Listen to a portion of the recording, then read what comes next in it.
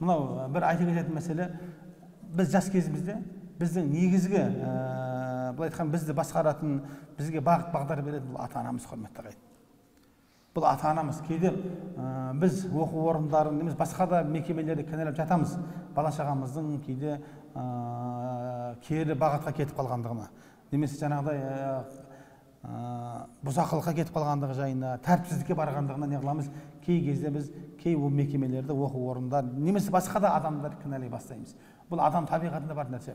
Бірақ құрметті ағайын, бір айта кететін нәрсе, адамның әлсіз кезі, адамның ең алғашқы күшті кезеңінде осы баланың тәлім тәрбиесі, бағыт бағдары ата-ананың қолында болады, құрметті ағайын.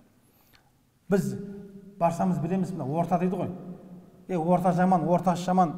Кеше біреулер айтады маған, баламның ортасы нашар дейді. Орта нашар болғаннан балам бұзылып барады дейді. Орта нашар болмайды. Егер сіз балаға дұрыс орта таңдап берсеңіз, әрбір жанұя білейік, біздің бірінші ортамыз біздің отбасымыз, құрметті ағайын. Қазақ бекерге тәрбие тал бесіктен деп айтқан жоқ.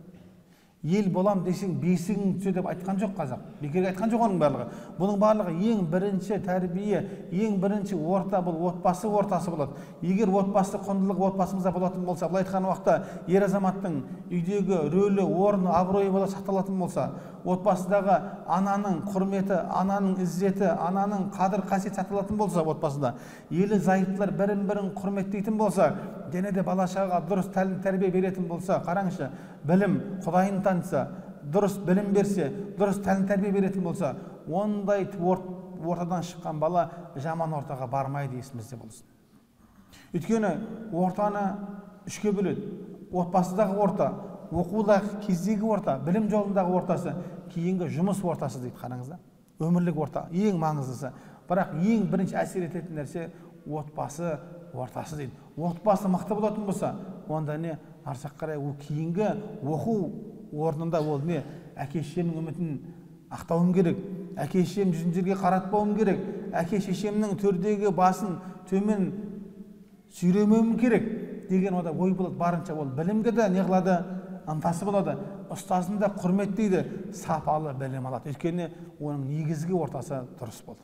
Ал оқу бітіргеннен кейін ол не істейді? Ол жұмыс істеген уақытта өзіне дұрыс жұмысшы тауып, және де ол қызмет етеді. Неге? Ата-анасына, еліне, жұмысына адал болады. Сол ең маңызды мәселе сол. Алғашқы әлсіздіктен кейінгі күштіліктің негізгі фундаментін, құрметті ата-аналар, сізбен біз құрамыз. Сол үшін қияметте жауап береміз. Сол үшін осыған қатты көңіл бөлу керекпіз, иншалла.